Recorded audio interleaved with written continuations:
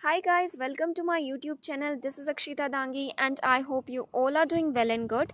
आज के इस वीडियो में हम सिल्विया प्लाथ की पोम द मॉर्निंग सॉन्ग को डिस्कस करने वाले हैं जो कि उनके एक कलेक्शन एरियल में पब्लिश हुआ था इन द ईयर 1965।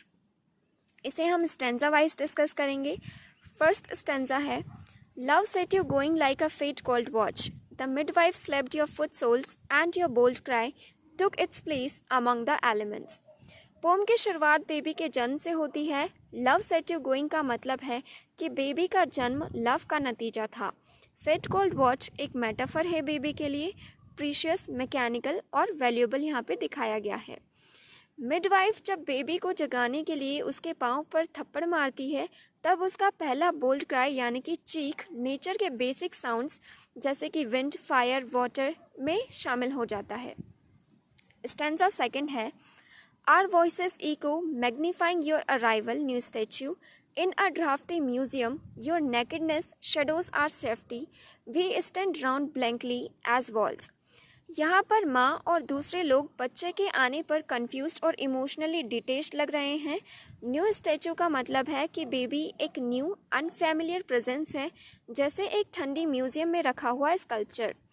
बेबी की नेकेडनेस, नई लाइफ उनकी पहले की सेफ और स्टेबल लाइफ पर शेडो डालती है।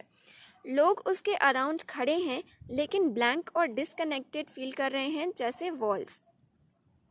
स्टेंजा थर्ड है, I am no more your mother than the cloud that distilled a mirror to reflect its own slow effacement at the wind's hand. Speaker यानी कि माँ कहती है कि उसे अभी तक माँ होने का रियल फीलिंग नहीं आया। जैसे क्लाउड सिर्फ एक मिरर बनाता है लेकिन खुद ढूंढता रहता है अपनी आइडेंटिटी, वैसे ही स्पीकर खुद को एक डिस्टेंस फिगर फील करती है। विंड के इफेक्ट से जैसे क्लाउड डिसअपियर हो जाता है वैसे ही वो अपनी आइडेंटिटी लूज कर रही है। स्टेंजा 4 में, all night your mouth breath flickers among the flat pink roses, I wake to listen, a far sea moves in my ear. यानी कि रात भर माँ बेबी की हल्की सांस सुनती रहती है। फ्लैट पिंक रोजेस का मतलब यहाँ पे बेबी की सॉफ्टनेस के लिए दिखाया गया है।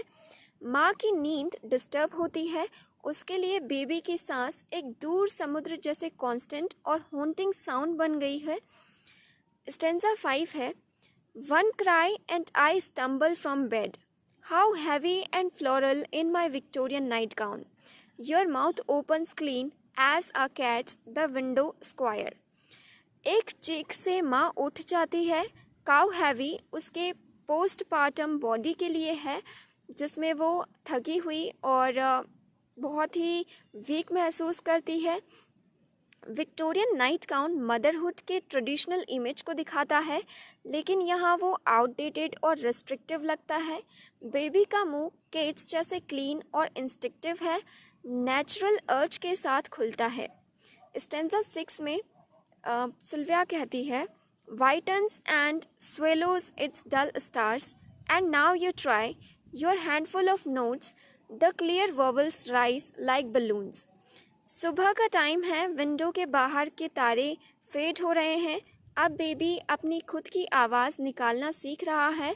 हैंडफुल ऑफ नोट्स का मतलब है उसकी छोटी छोटी बोली जो अब म्यूज़िक जैसी लगती है। Clear vowels rise like balloons मतलब माँ अब उसकी आवाज़ को प्यार से अप्रिशिएट करती है।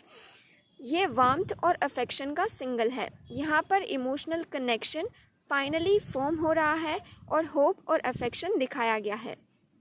तो ओवरऑल समरी देख लेते हैं। तो ओवरऑल सिल्विया प्लाथ इस पोम में बात करती है कि मॉर्निंग सॉन्ग एक माँ के पर्सपेक्टिव से लिखी गई पोम है जो मदरहुड के इमोशनल ट्रांसफॉर्मेशन को दिखाता है। शुरुआत में वो अपने नए जन्मे बच्चे से इमोशनली डिटेच्ड फील करती है लेकिन धीरे धीरे उस कनेक्शन को फील करती है।